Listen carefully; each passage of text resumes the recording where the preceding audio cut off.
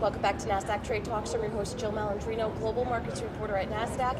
We've been coming to you live from Inside ETFs in Hollywood, Florida. Joining me for this segment, we have Jason Bloom. He's Director with Global Macro ETF Strategy over at Invesco. We're going to talk about one of the hot topics at the conference, fixed income ETF investing. Jason, thank you so much for joining us, and that really has been the hot topic here, looking at fixed income ETFs versus individual fixed income investments.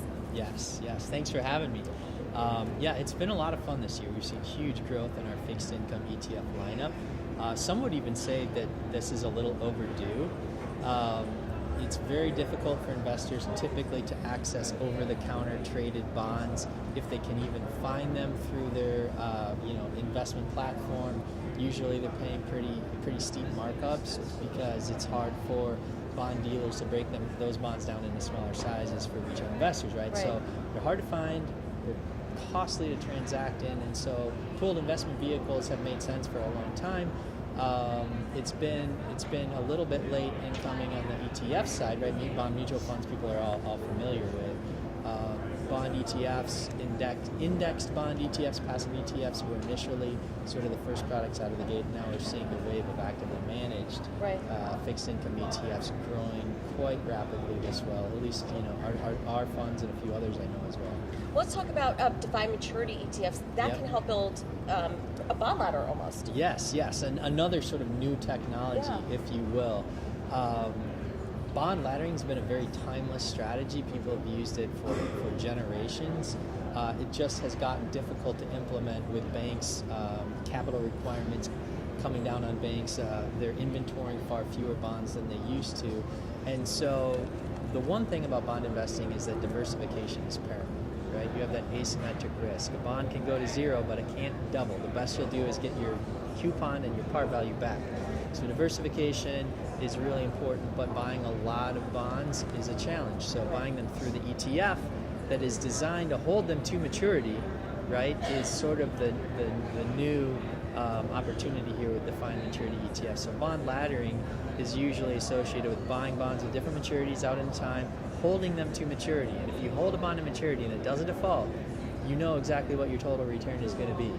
And in this sort of uncertain investment landscape, having that oasis of visibility in your portfolio is getting harder and harder to find. But buying bonds, holding them to maturity, staggering the maturities out in time, and diversifying your reinvestment risk, these are all parts of bond laddering. And doing it now through the target maturity ETF is something that allows investors to access that strategy with a huge amount of liquidity, very low cost, right, and a very low time investment. And that's one of the key advantages with fixed income ETFs. You don't have the concentration risk or worrying, did I pick the right fixed income investment? Because as you said before, a lot of these trade by appointment, right? You can't just turn on a dime and reallocate your assets. So I think, for a retail investor, that's attractive.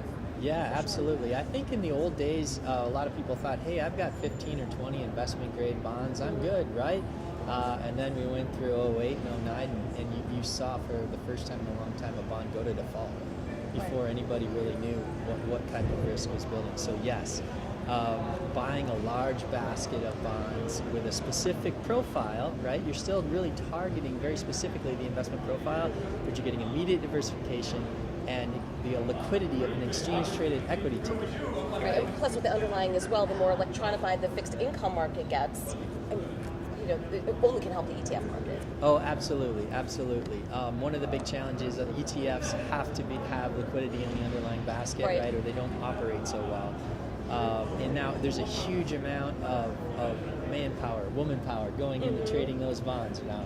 And as the electronic platforms develop for fixed income securities, then that will only add, right, to the portfolio, I think, construction options that we can offer within the ETF wrapper.